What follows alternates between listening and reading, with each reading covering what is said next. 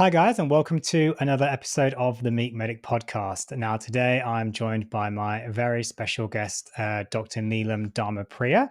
I hope we said that right. We did practice a few times. Neelam is a GP and low carb doctor like myself.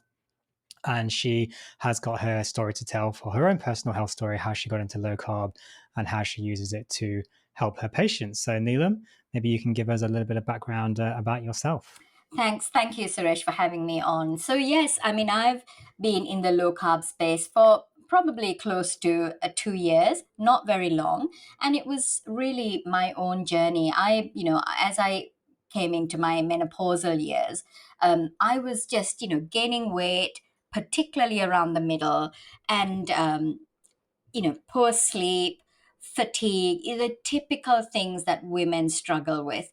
I used to get up, multiple times at night because I couldn't sleep.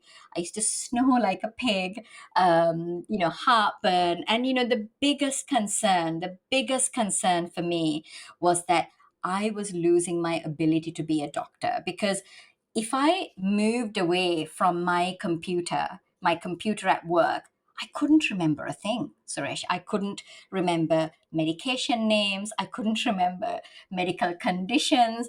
And without realizing, I had all these little aids around my workstation to jog my memory. And, all these things were happening. And to an extent, I put this down to menopause because that's what kind of my patients told me. But I have a very strong family history of diabetes type 2, like a lot of South Asian people.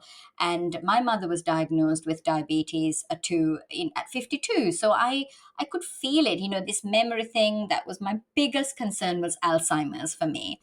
And then type 2 diabetes. And, this was despite doing everything that I told my patients to do. I was exercising. I used to exercise 5 or 6 times a week, and this is proper. I ran many years ago. I ran the London Marathon. So since then, in my head, I had to be doing this high intensity workout. So I was running and boot camp and hit and all of these things, and I was eating. Well, I was thought I was eating fine, and it wasn't working for me. It wasn't working for my patients, and I was looking for an alternative, and a friend of mine just said, "Well, you obviously have to do something different." And I was like, "What? Like, what am I supposed to do that's different? Because this is what we've been taught." And then I was researching it, and I literally fell into low carb and the science behind low carb, particularly insulin resistance. And looking into that, it made so much sense. But low carb for a Sri Lankan woman in her 50s was like, it freaked me out because, Sri Lankan food is amazing, but it's literally carbs. And that was my concern, was like, well, what was I going to eat? And how was I going to socialize with my family and friends? So it took me a month to get my head around the whole low carb. But in that period of time, I was really reading, studying, and it made so much sense to me. And then finally, I thought, right, I'm going to go give it a go. I'm going to give it a go. And all I did was I just cut down a little bit of the rice. I ate a little bit more protein, and I realized that what was happening was that I wasn't hungry. That was the first thing that I realized. I wasn't hungry, and therefore it was easier. It wasn't like a diet because I wasn't thinking about food all the time. And then as the weeks went by, I was feeling that my clothes were a little bit looser. I don't have scales at home, so I don't measure, I don't weigh myself, but I could feel that things were getting more comfortable. And then about, I don't know, a month into this, my husband suddenly turned around and said, "Nelum, you don't snore." And I couldn't believe it because I had snored since in my 20s. I had been snoring. And for the last year and a half, I don't snore. That's a huge thing. And my sleep improved.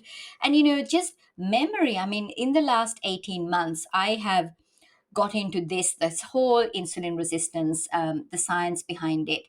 to an extensive degree, and like yourself, done a lot of study research, and now I'm doing workshops with my patients. So to do that, the memory capacity has to have improved, because I couldn't do this. I had said to myself, I'm not going to pay for medical conferences ever again, because I'd go and within 24 hours, everything that I'd heard had disappeared. So it's not the case anymore. I mean, I can definitely, not only can I learn it, I can retain this stuff. So something has changed. So I knew that really this was working for me, and my patients, my postmenopausal patients, my women patients were exactly like me. They suffered what I suffered and so much more. So I thought that if I could somehow get this information to them, it would make a huge difference. So within 2 months of me starting my low carb journey, um, I worked so hard, and I came up with a 8-week program for my patients, and I called it simply the Metabolic Health Program that I run at work, and then I also then have since then I do workshops during the weekend, because I only work 3 days a week. My working patients can't come and see me 8 times, for 8 sessions. So I do workshops. I do some online work as well, and it's been excellent. It's I'm getting really good results. Personally, I am the best I've been in a very long time. My metabolic markers are amazing. I have, well, I hope that I have reversed whatever was there in my future, because if I can maintain this, which is not going to be too difficult, because it's not really difficult. It's simple stuff. So it's working for me. It's working for my patients, and yeah, that's where I'm at. Yeah, I mean, amazing. A lot to unpack there, but a few things I want to talk about. But yeah, I mean, very quickly, you said it's low carb for you is pretty simple and pretty easy, um, but it wasn't easy necessarily transitioning into that because of your cultural diet with Sri Lankan diet. Now, I'm not Sri Lankan, but I do have Indian heritage, hence my name, and I'm aware that my Indian heritage, of course, very similar to Sri Lankan cuisine, I'm sure, geographically, of course, very close. And yeah, I mean, it's very, very carb heavy. Um, this is something that we do see, though, with our patients. Certainly, there are going to be people out there thinking, yeah, okay, I really want to do low carb, but how do I do this with my cultural cuisine? This is something I run into almost daily. How did you find that? I mean, what did you find helpful to try and get yourself past that? Because that must have been tricky. It was tricky, because first it was like, well, what am I going to eat? Because everything, all there's a carbohydrate base for every single food that we have. But then I got myself into well, cauliflower rice. That is really a staple, because that, and then I also use almond flour to make, or nut flours to make, if I was making things like rotis and things. I must say I'm not the best, so if I wanted to, I could, but it's really the curries, right? The curries. So I can still have my curry with my cauliflower rice, or with salad, or I don't have. I have predominantly a meat curry, and and some salad, okay, and then if I wanted to have some kind of base for it, it's usually cauliflower. But saying that, Suresh, I'm, I'm generally, I would say 80% of the time, I'm low carb, pretty low carb. But then if I do go out, if I go and see my parents, or if I go out with friends, and then I would have the traditional Sri Lankan food. And I think I can do that because I also include intermittent fasting. So I think that really, that is for me, that combination works really well. Yeah, we know the combination can work fantastically, of course. So, and I think what you're talking about there is people refer to it as maybe metabolic flexibility and so on. Just not letting one type of diet necessarily define you. I don't like the word diet anyway, but I like framework. Framework I like. But yeah, not letting one type of diet or framework define you, and being able to just go out and eat other things at some point is always, very useful. I'd like to go back a little bit if we could, Neelam. Near the start, you mentioned there, of course, you were worried about your memory and you had diabetes in your family. Now, I know the link there with the work that I do, of course, but maybe for our listeners and our watchers on YouTube, if you could maybe elaborate a bit on where you were going with that one, and the link there between insulin resistance, diabetes, and memory. Yeah, yeah. So, insulin resistance, diabetes type 2 in particular, is a disease of insulin resistance. And it is to do with high glucose levels, high insulin levels, and insulin resistance. That's the three things that go together. And if, and particularly in South Asians, you tend to get these developing a lot earlier in terms of compared to if you look at a South Asian and compare with a Caucasian, the South Asian will be iller at a lower BMI because of their well, one, it's genetics, and also the I think the inability to kind of, they don't tend to have as much subcutaneous fat stores, so you tend to kind of deposit these fat stores within the visceral tissues, which then is highly inflammatory, and it increases the likelihood of disease processes as well. And similarly, in terms of the memory and things like Alzheimer's disease, we now know that Alzheimer's disease is also known as type 3 diabetes. It is exactly the same underlying mechanism that works in the brain, insulin resistance in the brain. I mean, I didn't know this when I first started out on this path, but I am absolutely convinced that I have hopefully at least mitigated some of that risk by being on this pathway, because my memory and my cognitive capacity is so much better. Yeah, which is amazing to hear. I mean, that must have been pretty scary for you to, suddenly just be hit with memory problems. I You mean, it couldn't wasn't sudden. really. I think the thing is that it was something that gradually happened. And that's why I look back and I look at all these little things that I had on my computer, around my computer, that I used without realizing. And Right. but it was definitely something that was getting worse. Mm, And yeah, yeah. So that was scary. And I don't know whether you've ever watched the movie Still Alice. It's about a no. university professor who develops Alzheimer's, and I felt that was me. That was me. It was going to Mm, happen, and yeah, it was scary, and at the time not knowing what to do, because that's the point, isn't it? At least now there's something we can do about it. Before, mm, in whatever medicine we learned, there was nothing we could do. We had to wait until you were diagnosed, and hmm. then there was nothing you could do. The medication Yep. doesn't work either. So at least now I feel that there's hope for people out there. There's people, particularly people in their 50s. This is the time to make a difference. So Mm. Yeah, no, absolutely. Yeah, I mean, you rightly refer to there Alzheimer's. A lot of people call it now type 3 diabetes because it's basically the same mechanisms as type 2 diabetes. It causes then amyloid deposits on the brain. Possibly also worsened by the low cholesterol targets that we're always driving for now as well, especially in patients with type 2 diabetes. So it's almost a double impact there, which possibly why we're seeing the rates, rise so much. I can't remember the statistic. I heard a statistic the other day. It was something like 80% of nursing home residents have Alzheimer's now, dementia, which is just terribly, terribly high. It's a horrible condition. I mean, you ask anyone, would you rather have, cancer than dementia? They'll tell you they'd rather have cancer than dementia, which is pretty scary, really.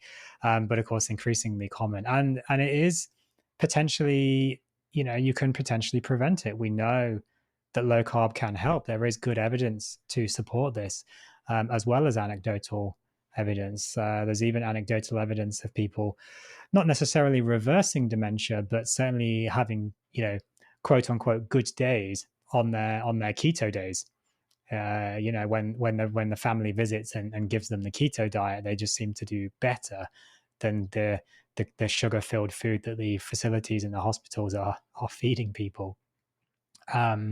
Which is just shocking. But yeah, I mean, I remember going up in my junior doctor years, back in England, doing the old age, quote unquote old age psychiatry, which was basically dementia, and telling people, essentially, oh well, good news, you've got Alzheimer's, and then you can go on to cholinesterase inhibitors, whatever, anticholinergics, etc., donepezil and so on, but it's not going to cure anything.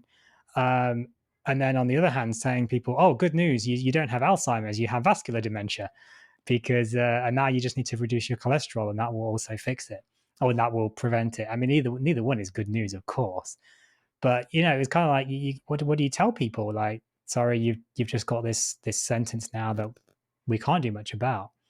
But of course, actually, we know low carb can definitely help, and you're right. I mean, probably the earlier we start it, the better. But of course, then whenever someone starts to notice some issues, then it's definitely worth looking into this. You, of course, mentioned there that it was maybe around menopause for yourself. And that is something that a lot of women do find, that menopause can cause all sorts of issues, but definitely with memory. I wonder if you can maybe expand a little bit on that. If there's women out there listening to this who are menopausal or postmenopausal, or perhaps coming up to menopause, if you can expand a bit on maybe why and what we can do around memory and so on there. Okay. Around, well, I mean, in terms of the dietary things, or other solutions as well. Yeah, I mean, both really. Yeah, yeah. I mean, our channel is obviously mainly around diet, but of course, we do discuss other modalities of treatment, Yeah, of yeah, course, as yeah. well. That's right. I mean, I think, really it's the low carb. The low carb, basically what we want to do is get the insulin levels down. And insulin levels come down on a low carbohydrate diet. And that could be, there are so many different low carbohydrate diets. It doesn't really matter which one you're on, as long as it brings your insulin levels down. And I think also, so that is what then what happens there is, then being on a low carbohydrate diet, because your insulin levels are low, then it the body generates ketones, and the ketones are much friendlier to the brain, and the brain loves to utilize ketones as energy. And you don't actually, the brain doesn't need insulin to be able to use use the ketones. But just generally, I mean, what we're trying to do is reverse or reduce the incidence of insulin resistance. That is the key. And I think for that, you have to be low carb. I think that's, firstly, that's the food. So whole food. So the way I do it is, the principles that I use are whole food. So food that occurs naturally in nature. Prioritize protein, because particularly I think for women getting older, it is so important that they have adequate protein. I think it's a myth somehow that we've got into, saying that women as we get older need less protein, or anybody as we get Mm, older need less protein. We actually need mm, more, and 30 to 50 grams of protein twice a day is at least that much is what we're recommending, and that naturally takes care of the carbohydrate, because if you're prioritizing protein tends to be predominantly in animal foods, so therefore you have less of the carbohydrates. And then fourth, finally, I say not to fear fat, and that's fact that comes naturally with food. So food, like, if you've got chicken, then you eat chicken with the skin. Chicken comes with its skin. If you're having a lamb chop, then you have the fat that comes with it. But when we say, we try and keep away from the inflammatory fats, the fats that come from industrial seed oils that are in processed foods. So so that's so I think just generally doing those will improve your insulin resistance, and hopefully help to improve your metabolic function as well. But I think, Suresh, there's also important to look at stress and kind of managing. I think we don't think enough about the mind, and how we can look at what's going on in the mind. And I think some kind of meditative practice or relaxation practice, I think, is so important for everybody, but particularly for this group, because they have shown that a little bit of mindfulness meditation really helps with issues with memory and cognition. So I think Mm. incorporating a practice like that into your day, I think just even 5-10 minutes is so important. Yeah, I mean, it doesn't take long, does it, to do some of these things? 5 or 10 minutes is really all you need per day. Yeah, yeah, And yeah, and these things have certainly been shown to have dramatic effects. We know, of course, with menopause, cardiovascular risks go up, yeah, of course, yeah, as well. Um, Again, possibly due to insulin resistance. We know, of course, estrogen falls. That is cardioprotective. yes, So falling estrogen will be a problem as well. And we know that yoga, Pilates, Tai Chi, these three things, I'm sure other relaxation therapies as well, but these three things have been studied. We know that they reduce cardiovascular risk. yes, Stress is one of the biggest risk factors going for cardiovascular risk. We know they also can reduce insulin resistance as well, which is another big factor. And of course, you mentioned with the memory, they will certainly impact there as well. Did you notice any other benefits from switching to a low carb nutrition other than the memory? oh well, yes, well, every single symptom that I had improved. So I used to suffer from heartburn, indigestion. That's gone. I don't have that anymore. My snoring has completely disappeared. Um, I don't wake up. I mean, I wake up once at night, which is completely normal compared to waking up 3 to 4 times every single night. So my sleep has improved. So therefore, my energy has improved. And, you know, obviously weight. I mean, I've lost weight, I've lost the belly fat, all of that. So yeah, and I just feel well. Sometimes you can't pinpoint what it is, but I just feel well. I feel, a friend said to me, you've got I mean, I've always had energy. I'm a I'm a doer. I'm constantly doing something. But my friend said recently, Nelum, that's kind of, you're kind of at a different level now, which I didn't realize. But I think, yeah, I mean, yeah, it's difficult to kind of quantify it, but I just feel well. And I think that's the Yeah. key. And to feel like this now, I mean, I'm 54 years of age, and compared to it in my 30s, I feel as if I'm better now than I was in my 30s. Mm, And yeah. it's amazing. Yeah. It's a nice feeling, isn't it? Yeah, I mean, I feel exactly. like that. I mean, I'm 38, but I feel like I'm more energetic than when I was 18, Yeah, which is just an incredible feeling. And it's very sad. A lot of people, they don't feel like that. no, yeah, And they find it hard to believe that anyone can actually feel like that, yeah, yeah, because they just don't feel good. no, exactly. And that's exactly what I say to people is, I ask them, do you feel good? Genuinely, do you feel Yeah, good? Do you feel well?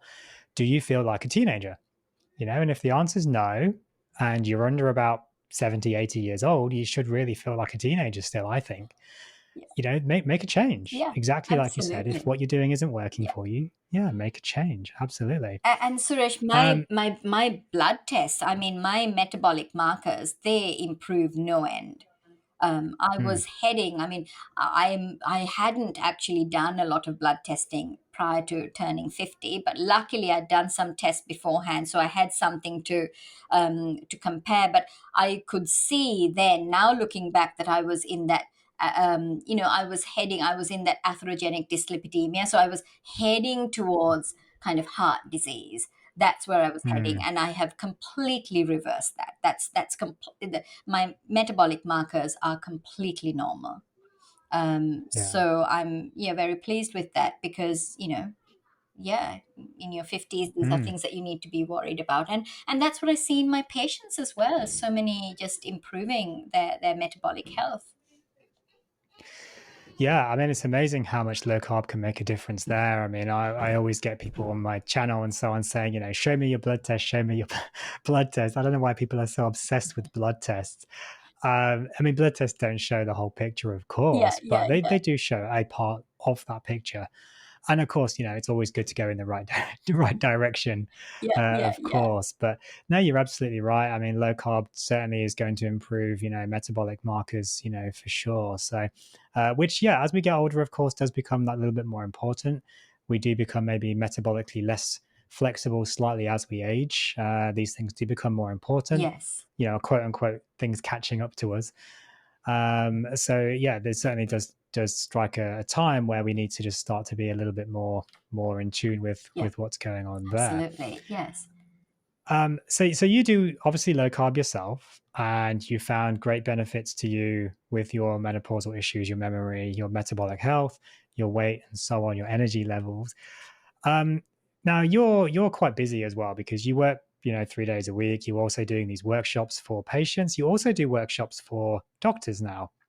Yes, I'm very happy about that, Suresh, and really pleased. So we had our first workshop just a few weekends ago, and it all started because when I went to Low Carb Down Under in October last year, I expected to see quite a number of GPs from Brisbane. I was really looking forward to meeting like-minded GPs, and I met a handful, and I asked myself, well, where are they?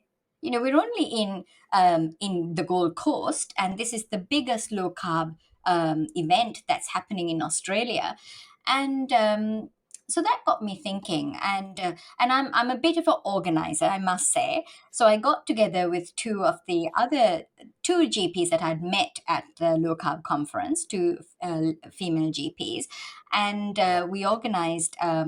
A low carb made easy for primary care doctors workshops, full day workshop, and we had 15 attending.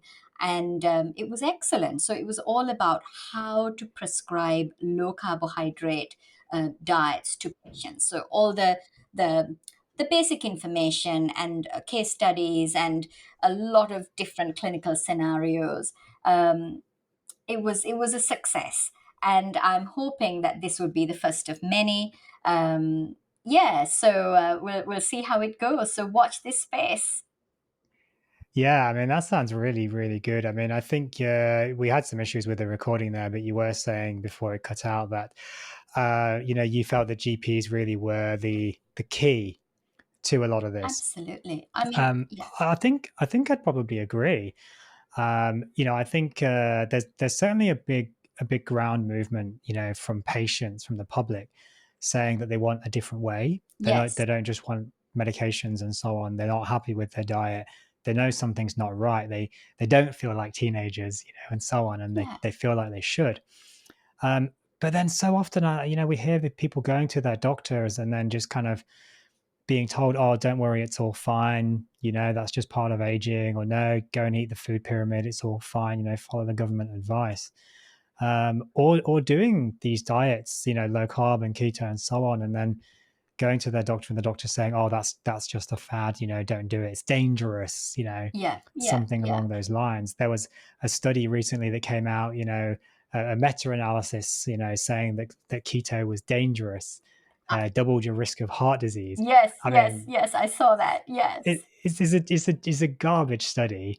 Just because it's a meta-analysis doesn't make it good. I mean, garbage in, garbage out, Yeah. basically, with Exactly. meta-analysis. But no, I think it's really good that you're trying to educate doctors as well, because there are some of us out there, but there's not that many. No, and that's the thing. And I think I've thought hard about why it is, and I think for most of us who are in this space, it's because we've had a personal journey, and Hmm. and that has motivated us to learn because it's not easy to learn this stuff because you're not only learning the new stuff, you're also having to somehow all that stuff that you learned before that was completely, it's the opposite to what we learned. Yep. you kind you know Yeah. and so to tell somebody who hasn't doesn't have that motivation that they've got to learn all this stuff and relearn the stuff that they already knew.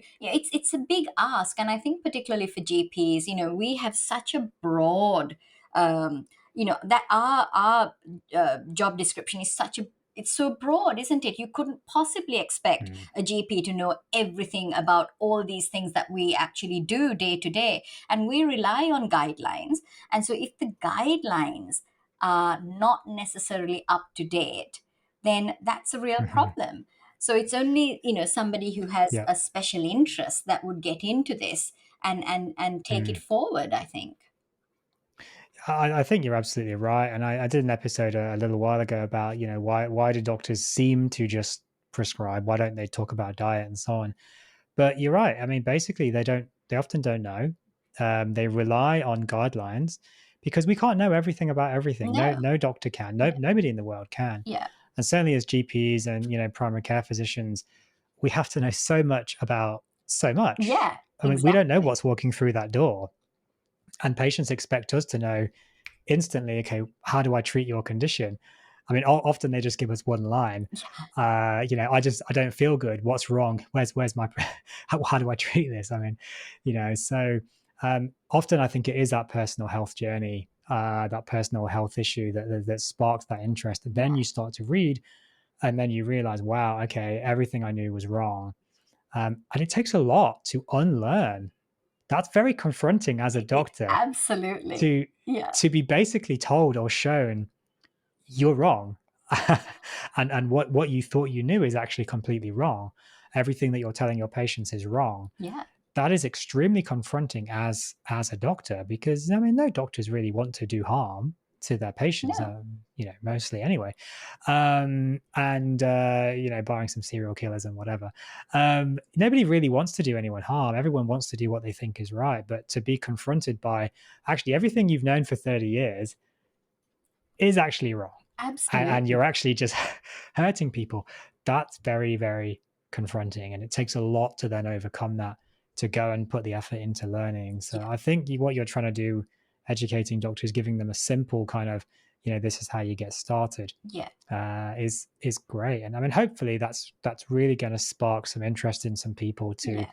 take that further. At least it won't be. I mean, the doctors that came, they were so passionate, and it was amazing to see. There was a wide range of clinicians from, the two from Sydney, from the Gold Coast, from, this from Tuam. Yeah, There's so many wow. different. So it was good. It was good. And I think, even if they don't fully embrace it, at least now they know about it. They know Yep. what the positives are, and hopefully they will take that, they will learn themselves, because you couldn't possibly do a workshop that teaches them everything, because it's virtually Yep. impossible. There's so much to learn. um, Absolutely, but yeah. Well, because yeah, yeah. Sorry, yes, yeah.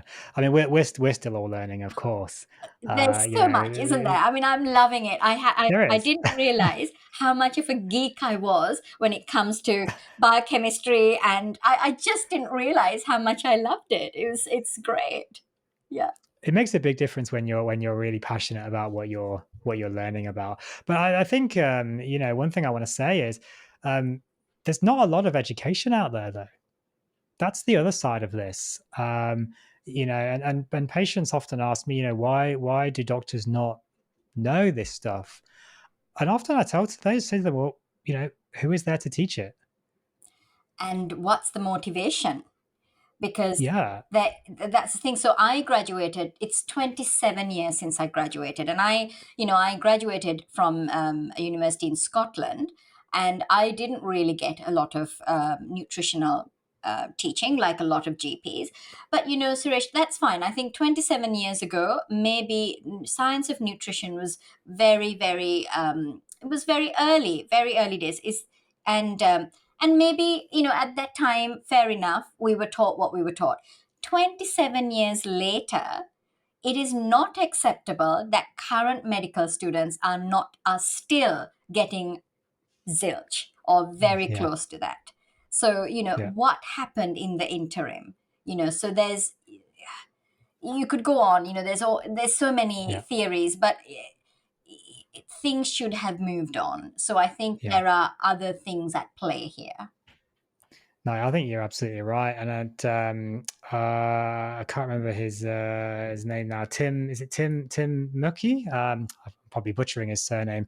The ophthalmologist who was presenting, who organises low carb down under. James Mucky. Okay. And he was, I think, saying at low carb down under. He was teaching at a university, medical students about diet, and basically was under no uncertain circumstances, told you cannot talk about low carb I nutrition. remember that. Yes. Yeah. And Yeah. I Yeah. apologize if he's listening to this. I'm butchering his surname. I apologize.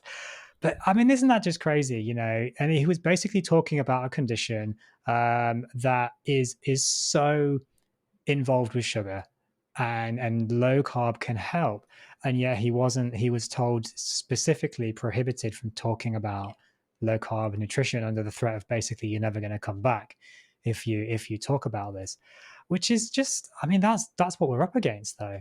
Yeah. It is. And Yeah.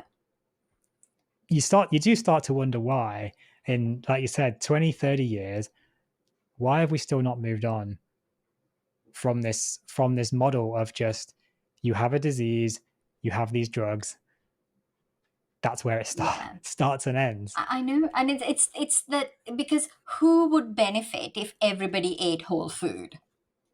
Who Mm. would benefit? So Not that's the the drug thing. companies. Apart from farmers, maybe there's really, I think that's it. Yeah, I think, yeah, people, the public have to run with this, and hopefully, you know, as this movement spreads, and I'm optimistic.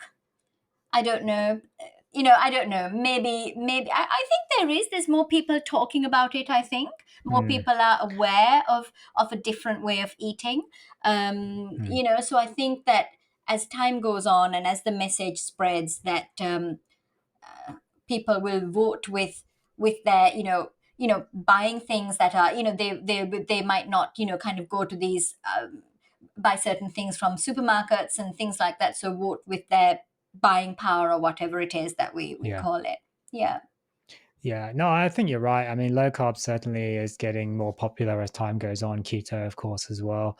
What I'm seeing certainly is a surge in interest in animal based nutrition, Yeah. Yeah. which is actually very interesting because, of course, the predominant teaching really at the moment is about plant based Yeah. nutrition. Absolutely. The teaching for doctors, the teaching for the general public is avoid meat, avoid fat, avoid saturated fat, particularly. Which we know places like America have taken out the guidelines, 5 years ago. Australia is still behind the times when it comes to saturated fat. Yes. But it's very interesting that, yeah, there's this kind of ground surge of from the public on animal-based nutrition. And you mentioned, of course, there that you did transition a bit more into that animal-based, meat-based curries and so on Yes. there. Um, did you get any kind of pushback from your friends and family? Because I know certainly with an Indian heritage, I mean, a lot of the cuisine is kind of vegetarian based. Um, I presume Sri Lankan might be Well, similar, actually, no. It's very interesting. Sri Lankans are very interesting. So there's 70% of Sri Lankans are Buddhist, and Buddhists, there is no, we're not vegetarian. There isn't it, but right?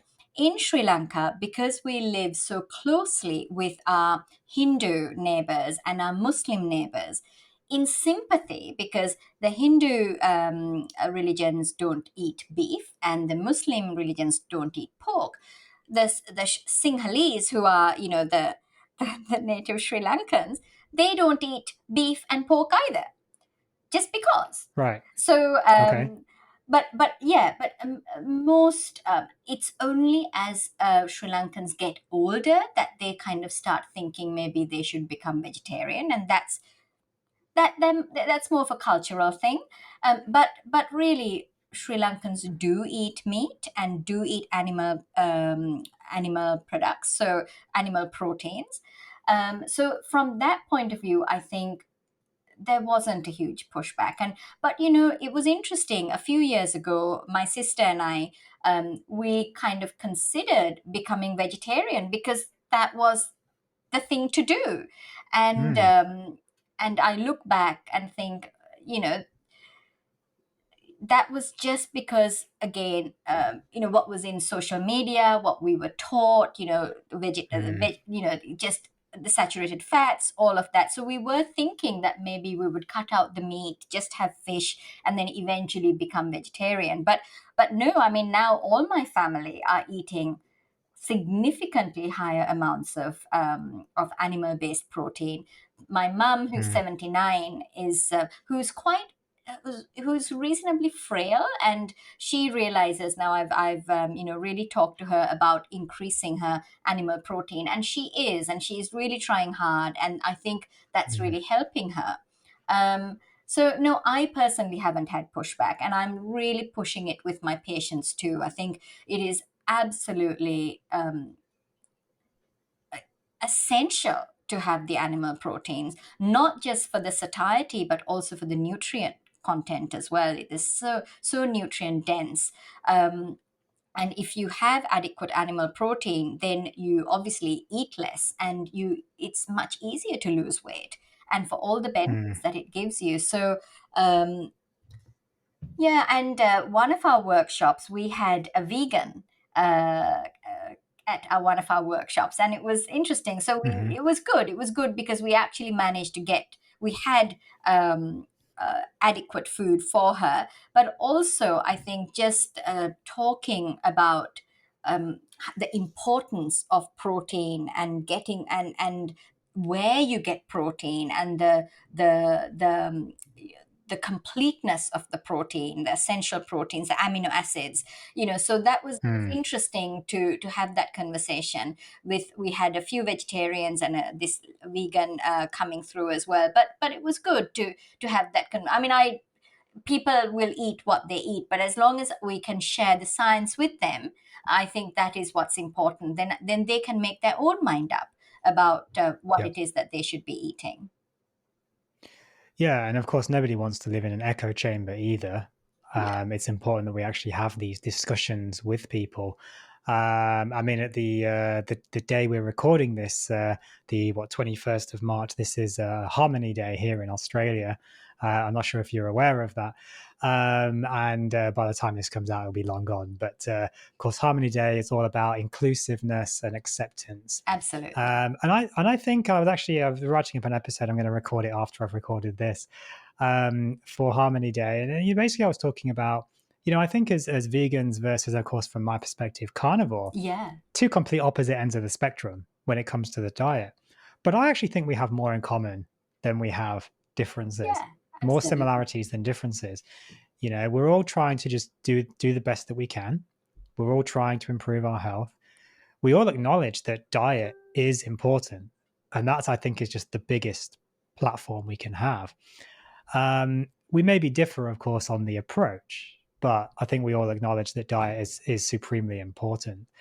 Um, you touched on there, though, of course, the difference between animal-based protein and plant-based protein, and you did mention that earlier as well.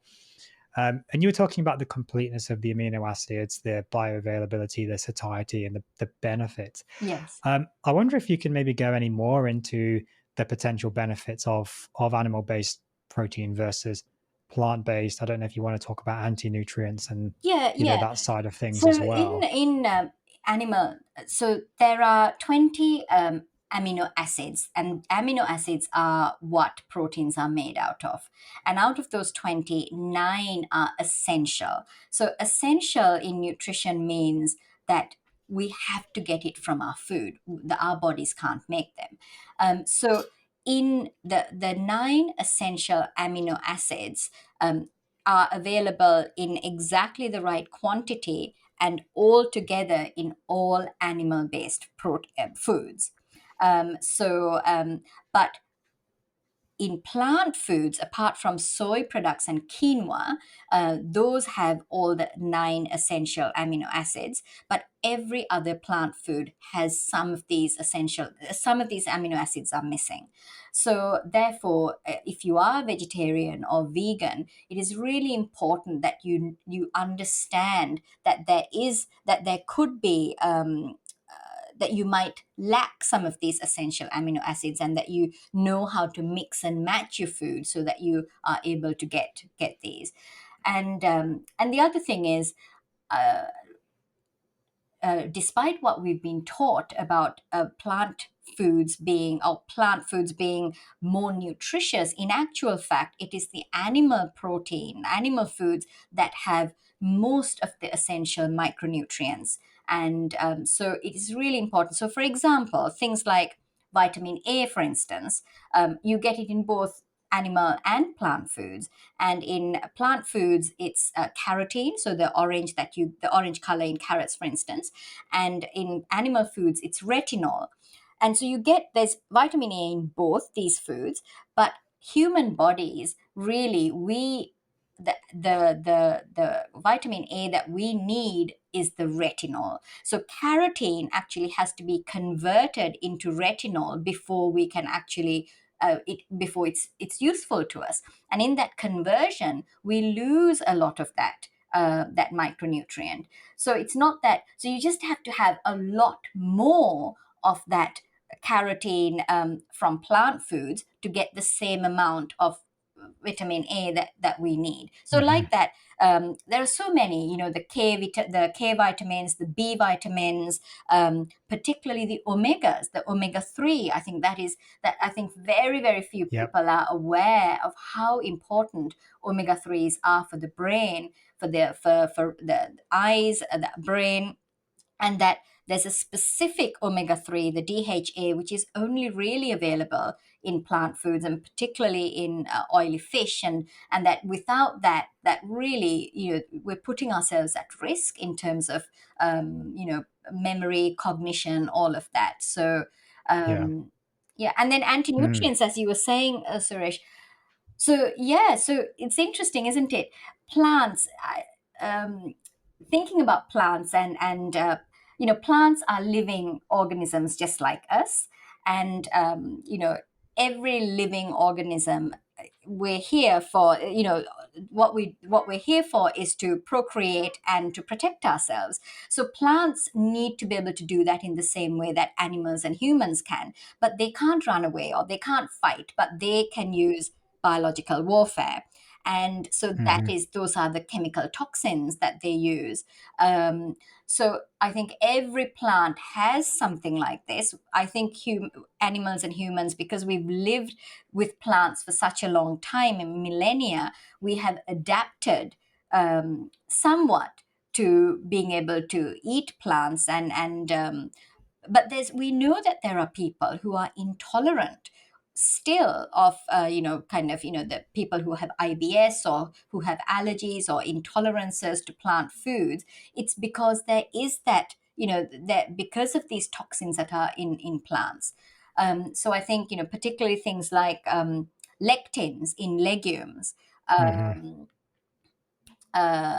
in nightshades. What do they have in nightshades? I can't remember. The glycophos no Yeah. Yeah. So I mean, gly- things like yeah, yeah, yeah. tomato, So peppers, like yes, glyphosate, yeah, that's right. pesticides and so on. And Yeah, these are damaging to the intestinal cells and can cause leaky gut, and so there's yeah, so there's it's I think there's a lot to learn now. I think this is a whole new area that's opening up, and a bit hmm. shocking, I think, to people. It was shocking to me to learn about plants as well. And I the way I look at it is that generally when I come to my module that we talk about inflammation and gut health, I have a module that I do with my patients. What I say is that if you've done all this low carb, you're doing well, you don't have any other symptoms, you're losing weight, you're feeling great, fine. But if you're Hmm. not, if you're still having gut issues, or you're still tired, or there's some symptom, then it's worth considering either, cutting down. I really say then the best way is the ultimate elimination diet is to go carnivore for at least a month and see Mm. where it gets you. And then Yeah. if you really find it difficult to manage on the carnivore, then to introduce some of the plants, and that is much easier to do when you've eliminated all of your plants, rather than being in the midst of all the plants, I think. Yeah. Well, of course, yeah. Carnivore diet really is just the ultimate elimination diet. Yeah. And I talk to it, of course, to my patients about it as well. And that's the way that I frame it usually is, that most people feel great and they don't stop it. But really at its heart, it's an elimination diet. Yeah. And you're just taking out all those nasties, and then you can, put them back in if you want to, and see how it goes for you. Just a clarification there. I think you said that DHA comes from plants. No, It's sorry, mainly did I say from plants? No, for animal animals, sources. definitely. Yes, yes, yes. You can get it from plants, but I think there's what two species of algae, I think, in the world that produce DHA. I think it is, and so it's very hard to get on a plant based Yeah, diet. yeah. And like you said, of course, you can produce it from DHA, I think, from EPA and EPA and so forth, ALA. but Yeah, linoleic acid, LA, omega 6 into omega 3. But, the conversion is very it's weak, it's very very poor. poor. Yeah, The body, this is the thing people don't often understand. And I see this on places like Reddit and Facebook and so on. People saying, well, it's fine because we can just make cholesterol when we need it. We can just make, DHA. Well, yes, you can, but that doesn't mean the body does, yeah, and in the right amounts. exactly. The body Yes, can do a lot, but it doesn't always make it in enough quantities. And we see this with things like carnitine deficiency as a specific type of autism, I believe, that is specific to carnitine deficiency. And most people, the body can make carnitine, but yeah, some people do just lack that ability. And if they're not ingesting carnitine from basically either animal sources or artificial tablets and so on, then they're going to be deficient in that amino acid. The yeah, body just won't make it if they lack that process. yeah, I don't know what the rates of these things are, but it can happen. yeah. And of course, you've got other amino acids, things like tryptophan, very important for our mental health. Tryptophan, for anyone that doesn't know, tryptophan is predominantly in animal sources, very hard to get from plant-based sources, Yes, and that is required through the 5-MHT pathway listen. to produce serotonin, Yeah, yeah, which most people probably know as the quote unquote happy hormone that we are often told that we are lacking when we have depression or anxiety. yes, And so if we're lacking tryptophan, we're going to lack serotonin yeah, because we're just not taking enough of that raw product in to absolutely. actually produce, the serotonin. So, of course, we know that mood disorders are pretty common with menopause as well. I know we keep coming back to menopause, but it is a big important topic, of course, is one we haven't really touched on that much on my channel. So I'm glad you've kind of brought it up today. Um, but yeah, I mean, I think it just goes again to show the potential benefits of that animal-based nutrition.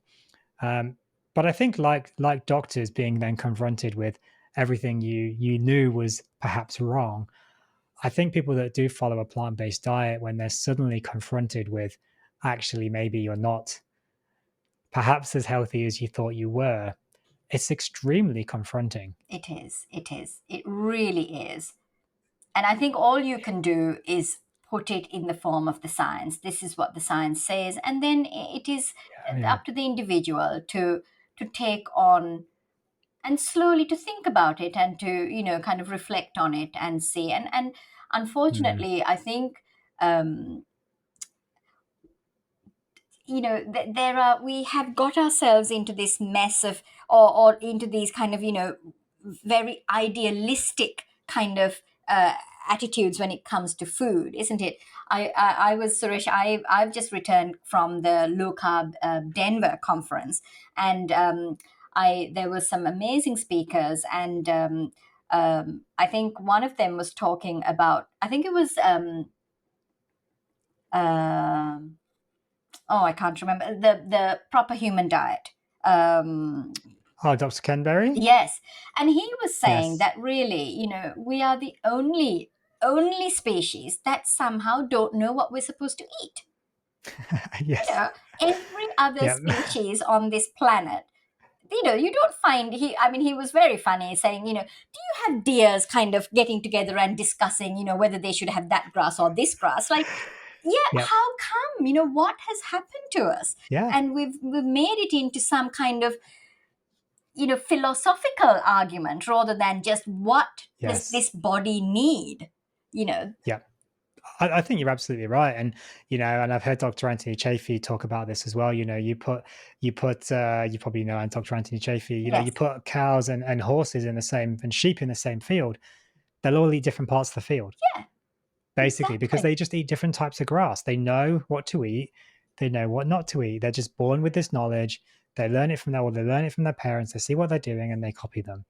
Humans are, I often say humans are the only species clever, and I'll probably rip this off from someone else, but human beings are the only species clever enough to make our own food Yes. and dumb enough to eat it. Basically, I'm pretty sure I ripped that off from someone else, but if you're out there, credit to whoever that Yeah, was that came yeah, up with yeah, that one. yeah, yeah. But yeah, I mean, I was saying to a patient today, human beings are the only species stupid enough to eat food that doesn't agree with them. Yeah. Basically, I mean that one I think is mine. Like they eat food, it makes them feel bad, yet they go back for seconds. Yeah.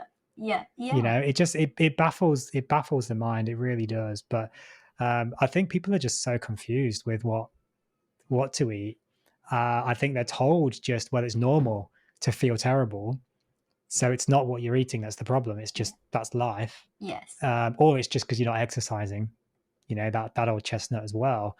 And they're kind of almost just gaslighted into believing that, well, they're just meant to be feeling terrible, so it's not the diet that's the problem here. Yeah. So Yeah. but it is confronting for people to learn that maybe there's an issue. I mean, I had a patient recently in one of my clinics that came in with a whole heap of bizarre symptoms, physical and mental.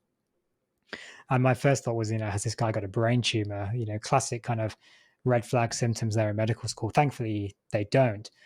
We did a scan, but it turns out they're actually vegetarian, and actually a lot of the symptoms could be down to the diet. Right. And they're about the right time frame. They've been on it for I think almost 10 years now, where they might start to get some of these issues. Right. Yeah. And Yeah. I very gently, kind of said, do you think this could be your diet? And the look on their face was just like horror, Yeah. to think. Absolutely. But they weren't angry with me, Yeah. thankfully. Yeah. They were very cool with it. But the look on their face was just, could this be my diet? That it was just horror that they could have been doing this to themselves. Yeah. So Yeah. Yeah. so we're going to very gently look at their diet and see what we can do there. But Yeah. Yeah. because we've kind of ruled out physical, stuff, Yeah. but Yeah. Yeah. otherwise. But yeah, it's very, very, very confronting for people, And for the sure. number of autoimmune diseases now, that it's skyrocketing, isn't it? I mean, Yeah. Oh yeah. every other patient has an autoimmune condition. Yep. Now when you think that really autoimmune conditions originate in the gut, so that when you're looking at that just, firstly, I think for Yep. me, it gives me hope that we can do something about it, and that not everybody with an autoimmune disease has to go on to these extremely strong disease modifying drugs that the rheumatologists Mm, use, and that that maybe we can do a lot beforehand to get this process improved. yep. um, Yeah. I mean, I remember back as a junior doctor, early GP. I mean, it would be very rare you'd see someone with an autoimmune condition, yeah, and that was only 10 years ago. Not even that. 5 years ago as a junior GP. yeah, yeah, Nowadays, it's like 20-year-olds coming in with rheumatoid arthritis. This is not even like juvenile idiopathic arthritis for the teenagers, kids get. No, this is adult conditions, yeah, yeah, late onset elderly kind of conditions typically. And you're seeing them in like 20s and 30 year yeah, olds. yeah, And yeah, not just that, they've not just got one, they've got two, three, yeah. 4, 5 conditions, that they just should not have. No, absolutely. And you do start to wonder why. I mean, it's not genetics because we don't evolve that quickly, not No, in a generation, not in exactly. 5 years, no way. It's the diet. And the question is, what is it in the diet that's changing? And we know evidence shows people are eating less red meat, they're eating less saturated fat, they're eating more processed food, they're eating more vegetables, more salads, more grains, And more more seed seed oils. oils and Yeah. And exactly. yeah. And then the question is, well, yeah, what is it that's causing it? I don't think you have to be a rocket scientist to really know, well, maybe we have it the wrong way around. if what we're doing isn't working and in fact making everything worse, well, maybe we should reverse Yeah, and exactly. go the other way. But I mean, seed oils is something we haven't really touched on. That's a whole another episode in itself. But yeah, I mean, like I say to patients, theoretically, seed oils should be fantastic for us. You look on like Wikipedia or something, you look at the breakdown of say sunflower or canola oil. Let's talk about canola oil. The breakdown omega 3 to omega 6, it looks great on the websites. They look great. They should be really good for us. But the processing That's it. That's just it. completely destroys the seed oils. Yeah, That's absolutely. it. So if you take them yourself and you properly cold press them and you remove all of the heat and the pressure and everything, yeah, they're going to be very good for you on the whole. But you just go and buy them from the shop. They are awful. The Yeah, processing just completely kills. absolutely. Yeah, It denatures all the omega, and omega threes are the most unstable of them all. And these are the ones that we're told to eat. yeah, We're told that seed oils are good for them, but yeah, they're so unstable. They're so damaged. They're incredibly inflammatory, yeah. and yet we're told they're good for us. This is it's shocking, It isn't it? It really really is, is. isn't it? And no wonder people are convinced. Here you go. For the last 50 years, they've been told to eat margarine and this and that. And now here we Yeah, are saying, no, no, it's the butter that you should be eating. It's so difficult for somebody to know, like, which one is yeah, it? You know? it is. It is because I mean, like patients, they say to me, like, okay, yeah, I believe you, but also, why should I believe you Yeah, when the government's telling me, well, actually go and eat seed oils, and I'm saying don't. I'm saying eat butter, they're saying don't. I'm saying go and eat meat, government saying don't. yeah, exactly. Yeah, how do people know who to believe? And this is where I think people need to just go and do the research for Yeah, themselves. I think so. And Um, and the other thing, Suresh, is it's not just governments. It's also, unfortunately, sometimes I've been in the situation. I'm sure you have as well. That sometimes our specialist colleagues also don't have, mm, might not have that awareness. And so then you're saying one thing, and then and it's really really difficult for patients. I think particularly if they've got a problem with cholesterol or something like that, that they are being treated for by a cardiologist, for instance, and you can see that actually the lipid profile doesn't isn't that concerning. But yeah. yeah, so it becomes quite difficult. Yeah, It can do. I mean, I think a big part of being a doctor is being a little bit politically savvy when it comes to dealing with your colleagues as well. yeah, yeah, yeah, yeah, yeah, Which it shouldn't have to, but we do of course have to get along with people. But that's where I think you just have to say to the patients, look, we have a difference of opinion.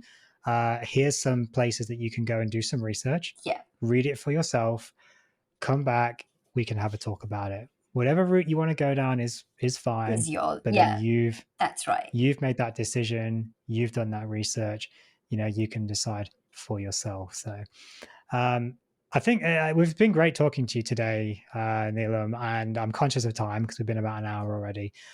um, of course, I mean, I'm going to see you soon physically in person before Yeah, yeah, this yeah, yeah. The episode picnic. actually goes Yeah, out, yeah, yeah, which I'm excited. I'm looking forward to. I'm coming to talk at your community yeah, event. So that's another thing that you're putting on, is these community events, yeah. which I think is just these kind of informal, almost just like drop-in sessions. I guess they Yeah, almost I are, which mean, the is, idea I is think, that great. to have a community support each other. So in the Whole Food Revolution, we've got a Whole Food Revolution community page. And the idea, it's all people who live in and around where I work. So it's just so that they can support each other, because this is sometimes can be a difficult process. There are other things we haven't touched on, Suresh, but things like emotional eating, sugar addiction, kind of binge eating Mm, disorders. So things like that kind of can,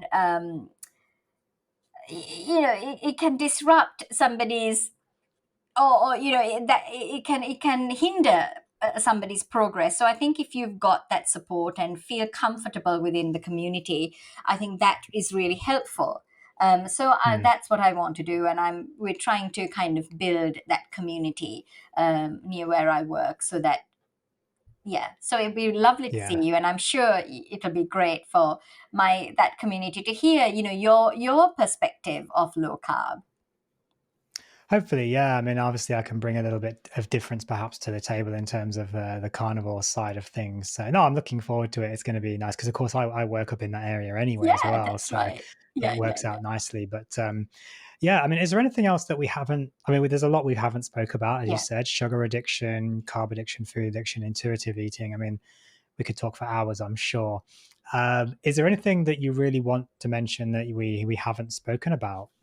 Um, No, I think we've touched on a lot. And I think really, I mean, I don't only work with postmenopausal women, I work with everybody, but I see predominantly women between that 40 to 60 age group. And, in the past, I used to say to my patients, well, you hit menopause and that's it. You're going to have to work really hard to make a difference. But I completely, as you said, I was completely wrong, and I'm happy to say that because now there is hope. There is hope, Yeah, and there's hope for anybody who's willing to give it a try. And I think that is wonderful. And I just want to finish off with, I think, who is it? Yes, Dr. Robert Lustig. He says that if there is a metabolic root to a problem, then there is a metabolic solution. And that metabolic yeah, right. solution is foodable rather than druggable. And I think Yeah. that's just so hopeful, for the future. Absolutely. How can people find you on your Whole Food Revolution, and if they're Yeah, wanting so to go I and don't see have a you where you website work and yet so on? because when you're in your 50s and this is the first time you're starting these take time. But they can find me on Whole Food Revolution. That's my Facebook page. They can email me through there, and the email is hello@wfrevolution.com.au. They can message me through there as well.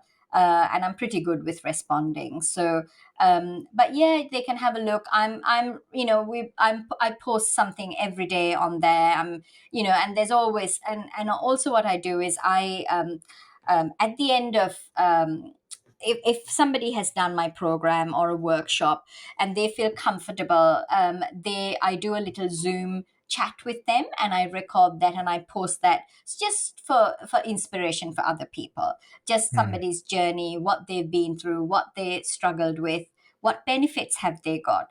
And so there's quite a few of those chats as well on there. So yeah, that's yeah, Whole Food Revolution. That's where they can find. Yeah, yeah, and you work in northern Brisbane as well, Yeah, yeah. I So I think. work at Narangba Doctors, but I don't actually take new patients only. But if they're coming in for metabolic health, then I'm happy to take them on. Hmm. Yeah, Yeah, no, yeah, well, I'll certainly make sure to put those links in the description for the episode. Thank you very much, Dr. Newham, for talking to me today. It's been wonderful chatting with you, and I look forward to meeting you on the weekend, yeah, actually, yeah. for the Thank community you. event, which is going to be great. Hopefully, I'll make sure to bring some nice steaks or something with me. I'll see what I can, maybe like just a corned beef or something. I'll slice up and bring it with me That'd for be cold food. lovely. Yeah. But yeah, no, I look forward to seeing you on the weekend. Thank you again for coming on my show. It's been great talking to you today. Hopefully, people have learned quite a lot about low carb and specifically around menopause and metabolic health. Seemed to be the focus of today's talk, but that was absolutely fine with me. I'd love to get you back on the show at some point to talk more about those other things, as you mentioned, sugar addiction and so forth. So there's so much more we could talk about. But thank you for coming on the show. Thank you, Suresh. It's been lovely talking to you, and it's so good to get to know like-minded doctors who you can share this information with. Yeah, that's great. Thank you. Yeah, no, lovely. Thank you. And thank you, everyone, for tuning into this episode of the Meat Medic podcast. It's been great having you guys all listen in and watch on YouTube as well. And we'll see you guys in the next episode.